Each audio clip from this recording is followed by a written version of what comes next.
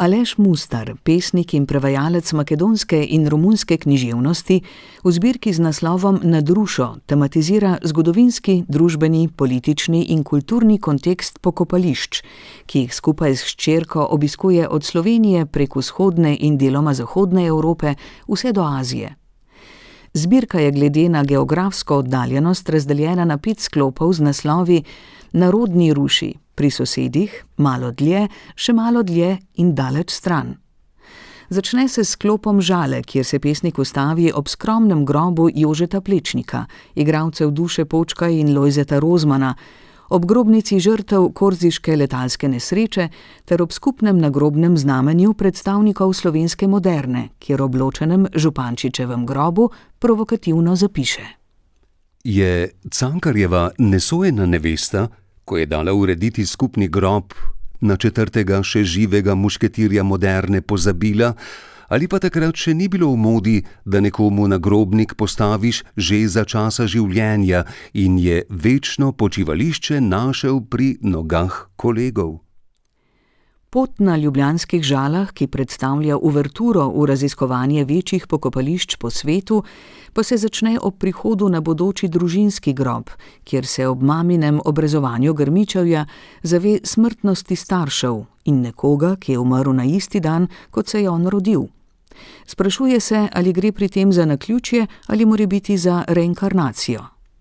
Obišče tudi grob starih staršev na pokopališču Videm Dobrepolje, ter se v pesmi Čebelje poslednje počivališče pomudi pri otroških spominih, ko je iz lista ustvaril improvizirana nosila, s katerimi se je trudil rešiti utapljajočo čebelo. Obideta me otožnost in strah pred smrtjo, ki sem jo občutil na mrliškem vozu, ko me je dedek, vaški furman, vzel s sabo, da sem v roki držal lanterno. Na bregu, po spominu iz lista, naredim mrtvaški oder, položim jo nanj in odidem, pustim prehranjevalni verigi, da opravi svoje. Pesmi v zbirki Na drušo niso temačne, so preplet prvinske otroške radovednosti in antropološko-filozofskega pristopa pesnika, ki se čedalje bolj zaveda svoje minljivosti. Obenem pa ga fascinira pokopališko ozračje na različnih koncih sveta, kjer se živi in mrtvi stikajo na obrobju velemest, državnih mej in različnih kulturoloških kontekstov. Tako se v prvem sklopu knjige odpravi v Rožno dolino na staro judovsko pokopališče, pa tudi na pokopališče v Miren, kjer se sprašuje. Kaj so pili podpisniki pariškega mirovnega sporazuma, da so kar sredi pokopališča zarisali državno mejo? V drugem sklopu z naslovom Pri sosedih se po obisku zagrebškega Mirogoja odpravi na novo in staro judovsko pokopališče, kjer ga pot zanese k grobu prvega knjigarnarja v Splitu, Vida Morpurga, čigar knjigarna je preživela 2 svetovni vojni in 3 režime, čeprav v njej ne najde antologije sodobne hrvaške poezije. Če si je med knjižnimi uspešnicami prostor priborila antologija sodobne hrvaške proze, poezija nima te sreče. Bi kaj zaleglo, če bi na grob položil 2 kamna? V osrednjem delu zbirke Na drušo vodi pot Aleša Mustarja v Beograd, v hišo Cvetja, kjer s hčerko obišče Titov in Jovankin grob. Nato pa nadaljujeta pot v Skopje na britansko in francosko vojaško pokopališče ter na turško pokopališče, kjer se nahajajo krste na izposojo. Tam se pesnik zgrozi nad diskrepanco, ki jo zazna med pokopališči. Pri nas morajo svojci še za upepelitev kupiti krsto iz masivnega lesa, medtem ko je v Skopju izposoja krste brezplačna. Pokopališče Stadion v Sarajevu ga spomni na tragična 90. leta, ko je umrlo ogromno mladih ljudi, ki bi na nekdanjem nogometnem igrišču zagotovo raje igrali nogomet, kot bili tako zgodaj pahnjeni v vojno in smrt.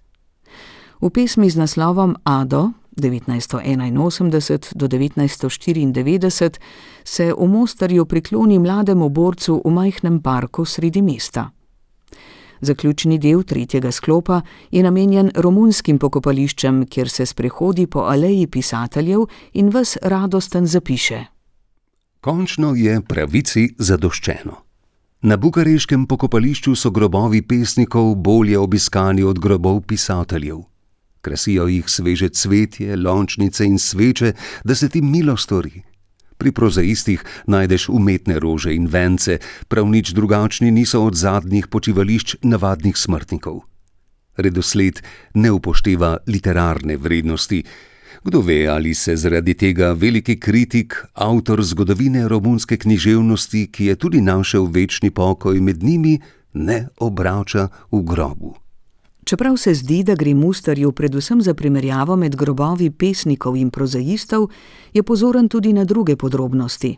Na grobu Silvije Plath najprej zazna počečkan priimek njenega moža. Med sprehodom po gozdnatem pokopališču v Rigi, kjer išče grob latvijske pesnice, pa zapiše, da se počuti kot Janko brez metke. Občutek imam, da bom vsak trenutek pred seboj zagledal hišico iz medenjakov. Zato začnem pri priči brskati po nahrbtniku, da bi našel piškot, ki sem ga dobil ob jutranji kavi in si označil pot nazaj. Večina spomenikov nima letnic rojstva, niti letnic smrti. Popade me strah, da sem ostal ujet v brezčasju. V ospredju je vendarle bivanjska tematika, saj se iz pesnikovega nezavednega sproti vzpostavljajo potlačene vsebine, vezane na najbolj intimne strahove. Kot bi pogled na pokopališče odpravil blokado oziroma cenzuro med zavednim in nezavednim delom duševnosti. Ko se v zadnjem pesniškem sklopu z naslovom Daleč stran sprehodi po pokopališčih na Baliju, v Šrilanki, Egiptu in na Japonskem, je v zadnji pesmi z naslovom Hirošima mogoče začutiti najbolj prvinsko žalost in bolečino.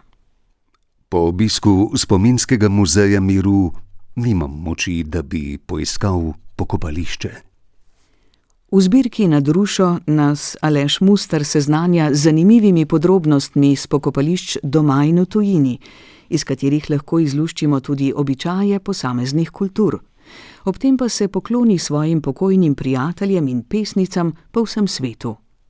Gre za zbirko, ki si jo bomo zaželeli večkrat prijeti v roke.